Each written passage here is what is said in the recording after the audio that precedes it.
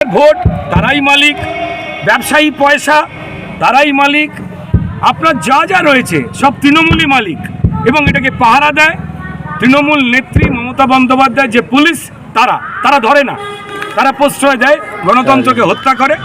এবং ওই এখানে আইনের শাসন চলে না, শাসকের আইন চলছে বারবার স্পষ্ট।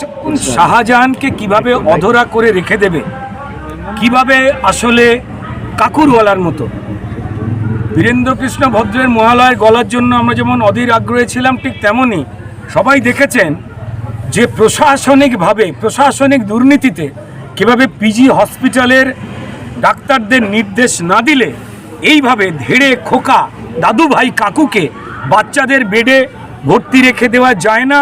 এবং মিথ্যে অজুহাতে তার গলা তারা দিতে দিচ্ছে না, কারণ চাকরি দুর্নীতি সংক্রান্ত তদন্তে একটা হোয়াটসঅ্যাপে ভয়েস আছে কাকুর গলা, যেখানে উনি চাকরি পাট্টা কাকে কত দামে কোথায় কি বিলি করবেন নাকি সেই কণ্ঠটা রয়েছে। এটাকে আগলেছে কে?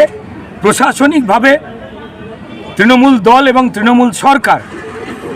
তো ফলত তারা এইভাবে সব কিছুকে আটকাবার চেষ্টা করছে। ঠিক তেমনই শাহজাহানকেও আটকাবার চেষ্টা করছে, আগলাবার চেষ্টা করছে, এবং এমনভাবে চেষ্টা করছে ঠিক কাকু স্কিমের মতো যাতে ইডির হাতে না পড়ে। আমরা এইটুকুই বলবো যে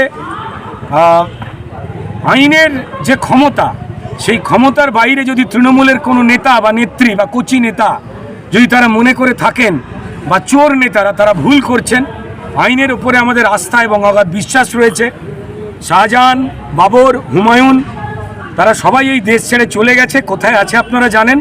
যে যত চালাকি করবে তাদের সেখানেই ঠিক চলে যেতে হবে, এইটুকু বলতে পারি। মানুষের রায় মানুষ আসেন, আবার চলে যেতে হবে। মানুষের রায় তাড়াতাড়ি তখন কেউ চলে যান যখন মানুষ দেখে যে আমার মাথায় হাত বুলিয়ে আমাকে ভুল বুঝিয়ে আমার কি কি অধিকার লুট করল। পশ্চিমবঙ্গের মানুষ সেটা জেনে গেছে। আপনারা প্রত্যেকেই সচেতন হয়ে রয়েছেন।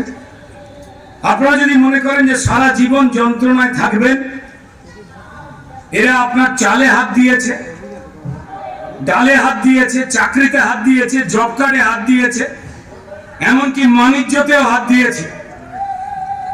আমাদের মায়েরা বোনেরা তারা যদি চোর তৃণমূলের পরিবারের কেউ না হয় থাকে, আপনাদের মান সম্মান নয়, আপনাদের প্রাণ নয়, আপনাদের চাকরি নয়, আপনাদের যে কোনো কেন্দ্রীয় সরকারের প্রকল্প তা আপনাদের নয়। এই চোর তৃণমূল মনে করে পশ্চিমবঙ্গের মানুষের প্রাণটাও আমাদের, তাদের বাড়ির টাকাটাও আমাদের, তাদের চাকরিও আমাদের, যাদের কয়লা, গরু, বালি, আবাস সবকিছুই ওদের। এমনকি আমাদের ঘরে যে মা বোনেদের ইজ্জতটুকু পড়ে আছে তারও মালিক ওরা। এই পড়ে থাকা যে মান ইজ্জত, যে সম্ভ্রম, যতটুকু আমাদের এই বাঙালিদের বেঁচে পড়তে পড়ে রয়েছে পশ্চিমবঙ্গের মানুষের, সেই অধিকারটাকে রক্ষা করতে হবে। আর সেই রক্ষিত তখনই হবে যখন আমরা চোরেদের বিরুদ্ধে গণতান্ত্রিক উপায়ে নিজেদের গণতান্ত্রিক দায়িত্বটা পালন করতে পারব।